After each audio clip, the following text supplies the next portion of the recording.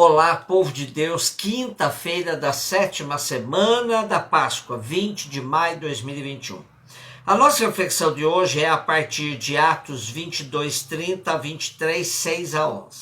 E de João 17, de 20 a 26. Quando lemos essa passagem de Paulo em Jerusalém, enfrentando seus adversários, podendo até se defender frente ao Sinédrio, a impressão que Lucas nos passa é de tudo muito arrumadinho. Mas, na verdade, não é bem assim. Paulo, por 2 vezes, quase é despedaçado pela fúria de saduceus e fariseus. Colocá-lo frente a frente com as autoridades judaicas foi um intento do tribuno romano de se livrar de possíveis sanções por ter tratado um cidadão romano como ele havia tratado Paulo. Agora, é como dar uma chance a Paulo para que se defenda das acusações. Mas, por trás dessa estratégia, estava a esperança do tribuno de que algum crime contra Paulo ficasse claro e justificasse seu modo de agir contra um cidadão romano. Paulo, porém, desmascara a inconsistência do Sinédrio, provando a divisão profunda que havia nele. Bastou reativar a tensão sempre latente entre fariseus e saduceus para que o Sinédrio viesse abaixo. Paulo, na verdade, nem procura se defender das acusações que lhe faziam e que o trouxeram até o tribunal judaico. Simplesmente apelou para as diferenças que havia entre seus adversários, revelando que o Sinédrio era um órgão composto por opositores que se odiavam e só se reuniam para julgar terceiros, sem resolver seus próprios problemas. Esse episódio serve para tranquilizar os judeus convertidos ao cristianismo que ouvem cotidianamente acusações contra Paulo. Nunca as autoridades judaicas conseguiram provar transgressões de Paulo em relação à lei judaica. Paulo não só revela as diferenças teológicas que havia entre os partidos dos fariseus e saduceus, mas deixa claro que por trás das diferenças teológicas, crer ou não na ressurreição, há diferenças sociais e políticas, naturalmente econômicas também. Como bem explicita o padre Comblain, os saduceus se encontram entre os sumos sacerdotes e anciãos, isto é, entre a elite do templo e a elite da terra, os latifundiários e exploradores do culto. Estes são conservadores em tudo, querem manter o sistema, chegaram mesmo a uma conciliação com Roma, temem qualquer mudança, rejeitam toda a crença nova que não tenha o seu fundamento na Bíblia. Ora, a crença na ressurreição não se acha na Bíblia hebraica. Os fariseus pertencem às classes médias ciumentas de poder exclusivo que se mantém nas mãos dos sumos sacerdotes latifundiários. Queriam mais poder, conseguiram entrar no conselho, tomar parte no Sinédrio, mas isso era pouco para a sua ambição de poder. Por fim, Paulo não foi julgado, muito menos condenado, mas queriam matá-lo mesmo assim, sem julgamento. O Sinédrio saiu do episódio totalmente desmoralizado e Paulo inocente, frente aos debates dos judeus. Isso é o que interessa a Lucas. Depois, Jesus aparece a Paulo numa visão noturna para comunicar a continuidade do plano de Deus a respeito do apóstolo. Na visão, Jesus aprova o testemunho que Paulo deu sobre ele e a ressurreição em Jerusalém e lhe indica que o próximo passo é dar testemunho dele também em Roma. Se os judeus não têm rumo, Paulo sabe exatamente os planos de Deus para ele. Agora o destino é Roma. João 17, de 20 a 26. Temos hoje a terceira secção do discurso de despedida de Jesus junto aos seus discípulos no contexto da última ceia. O capítulo 17 é chamado por muitos de oração sacerdotal de Jesus, pois ele conclui o discurso com uma oração de intercessão ao Pai pelos seus discípulos. mas há quem prefira chamá-lo de oração filial.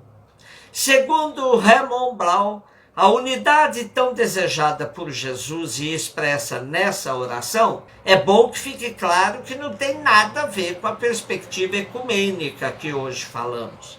É óbvio que João não tenha isso em mente. Então, a unidade joanina, na verdade, pode ser intercambiada, nesse caso, por comunidade. E essa comunidade tem a relação de Jesus com o Pai como fonte e modelo. Mas é bom perceber que o Filho e o Pai se mantêm como duas pessoas distintas. Não se confundem. Jesus pediu a seu Pai que os discípulos fossem um. Agora ele roga para que os que vierem a crer nele, através das palavras dos discípulos, também sejam um. E o que vai servir de testemunho de unidade ao mundo é a vivência fraterna em comunidade. Essa unidade visa oferecer ao mundo uma oportunidade de crer e vir a conhecer que Jesus foi enviado pelo Pai. No trecho de hoje, Jesus dá a entender que a unidade dos crentes brota do dom que ele mesmo faz aos crentes da glória que o Pai lhe deu. E assim a unidade flui do Pai e do Filho aos crentes. Em outra perspectiva, somente os que confessam Jesus como Filho de Deus podem fazer parte da unidade dos crentes. E se a unidade joanina se opõe ao mundo que cerca os cristãos, parte desse mundo consiste de cristãos dissidentes, que já foram expulsos da comunidade.